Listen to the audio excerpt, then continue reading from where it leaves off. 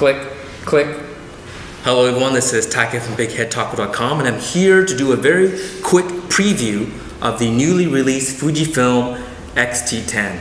Now as you can see, I've blanked out the Fujifilm name and the sticker because this is pre-release, pre-embargo, and pre-production. So until that time, May 18th, I have to keep this covered. So, but this is the X-T10. Quick preview, I've done a full review. It's over 20 minutes. If you want to get the details of, people basically want to know the differences between the X-T10, the X-E2, and the X-T1. And so my full review will go into super detail, but basically, profile-wise, it looks just like the X-T1, but in person, the X-T1 is over 100 grams heavier and is definitely bigger and bulkier. The X-T10 is compact, like a Micro Four Thirds almost. So definitely, you can't tell by the video, but it's more compact. It's a little bit heavier, 30 grams heavier than the X-E2, but shooting wise, you won't notice a 30 gram difference. You'll notice a 100 gram difference.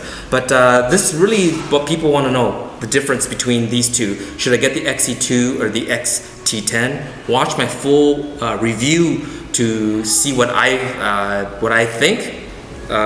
Which is the better value. But in terms of pricing, $8.99 Canadian. I don't have the US pricing. My guess it'll be probably $7.99 US, but don't quote me on that. $8.99 Canadian, and it also bundled with the XF lens, it'll be $12.49 Canadian with the XF 18-55. So in terms of price point, it's basically the same as the X-E2 in Canadian pricing. I know US just recently dropped the price of the X-E2. So these are the two cameras that people are going to want to know what are the big differences.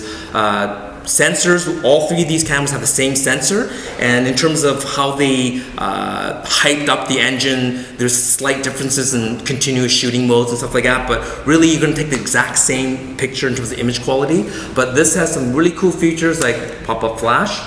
It has the auto goes into auto mode, which is, I'll let you know in my full review what I think about that. It has the articulating screen that the X-T1 has, but the X-E2 does not have. And instead of the ISO dial on the left side, it has the drive dial, which exists on the X-T1, but it's on the lower section of that. So what do I think of this drive mode on the left side? Watch my full review, I'll let you know what I think. But overall, I like this camera. It has the X-T1 doesn't have it. I assume it's because of the weather sealing. The front and rear dials does not have the included push button. This X-T10, like the X100T and the X-E2, the buttons do, it's the dial and a button. This has front and rear dials, and both are push-in buttons. So this has a lot of features that the X-E2 doesn't have, and also has features that the X-T1 doesn't have. So it's not just a dumbed-down version of this and a replacement of this. There's reasons why you would want an X-E2 over the X-T10 as well, and there's reasons why you'd want this over even the X-T1. One of them being the feel of the rear control dials and the buttons. And again, my full review will go into detail on that, of why, for me, this one here, the X-T10 is better. But you have to watch the full review. So this is just my quick preview. You know the pricing now. May 18th is the release date. I don't know when they'll be available to be for pre-order, but all the local reps should have a copy, and check with your local camera stores to see when the reps will do a tour or the showcasing of these cameras. But I know they're all ramped up to release this. So I've had this for a couple of weeks and I had a great time with it.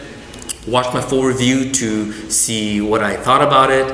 But I could just say I had a great time shooting with it. It's a lot of fun. So that's it, my very quick preview. Thank you for watching.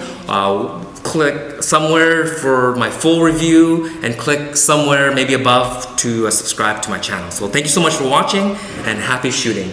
Click, click.